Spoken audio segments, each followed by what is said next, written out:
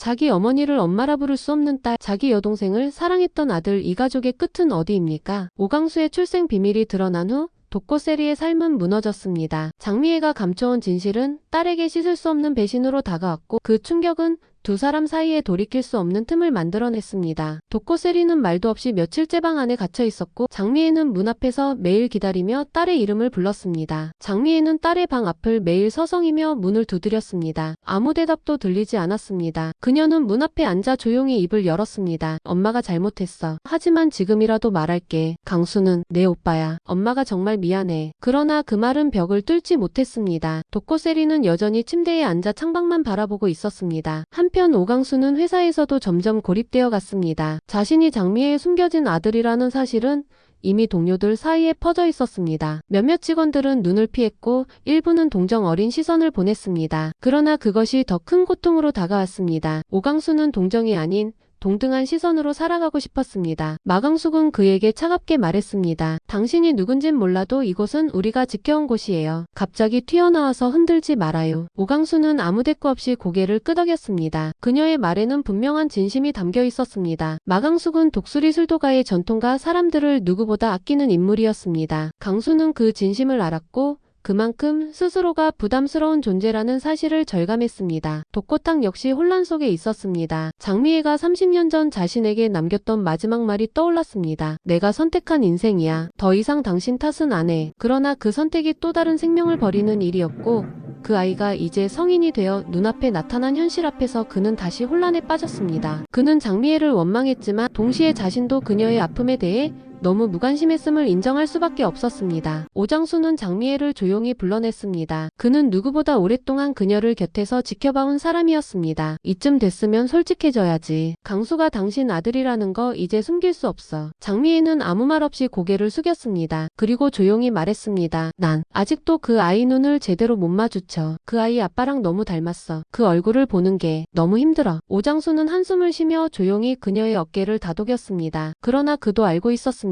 지금 장미애가 해야 할 일은 회피가 아니라 직면이라는 것을. 그날 밤 독고세리는 자신의 오래된 일기장을 꺼냈습니다. 중학생 때부터 써온 공책이었습니다. 그 안에는 엄마와의 추억이 하나하나 적혀 있었습니다. 첫 번째 생일 파티, 첫 여행, 처음 싸웠던 날, 그리고 화해했던 날들. 그 모든 것이 지금은 거짓처럼 느껴졌습니다. 그녀는 노트의 마지막 장에 한 문장을 적었습니다. 내가 믿었던 모든 것들이 흔들렸다. 하지만 아직도 엄마가 보고 싶다. 다음날 독고세리는 아무 말 없이 집을 나섰습니다. 곧장 회사를 찾아간 그녀는 로비에서 오강수를 기다렸습니다. 한참 뒤 엘리베이터 문이 열렸고 오강수가 나타났습니다. 잠깐 얘기합시다. 그녀는 차갑게 말했고 오강수는 놀란 얼굴로 고개를 끄덕였습니다. 두 사람은 조용한 회의실로 들어갔습니다. 세리는 단도직입적으로 물었습니다. 언제부터 알았어요? 우리 엄마가 당신 엄마였다는 사실. 오강수는 눈을 피하지 않고 대답했습니다. 몇 년 전부터 알았습니다. 처음에는 믿기지 않았지만 기록이 있었고 사진도 있었습니다. 그럼 왜 아무 말도 안 했어요? 당신은 몰랐으면 했습니다. 그게 당신에게 더 나을 거라고 생각했습니다. 독고세리는 그 말에 손을 움켜쥐며 말했습니다. 그걸 나한테 판단하게 했어야 나를 생각했다면 숨기면 안 되는 거였어요. 오강수는 대답하지 못했습니다. 그녀의 말이 옳았습니다. 세리는 자리에서 일어나며 마지막으로 말했습니다. 앞으로 어떻게 하든 난 당신을 가족이라고 생각하지 않습니다. 하지만 이건 분명히 해야겠어요. 엄마에게는 진심으로 사과하세요. 그게 시작이에요. 그 말을 남기고 독고세리는 자리를 떠났습니다. 같은 시각 마강숙은 홀로 강수의 입양 기록을 확인하기 위해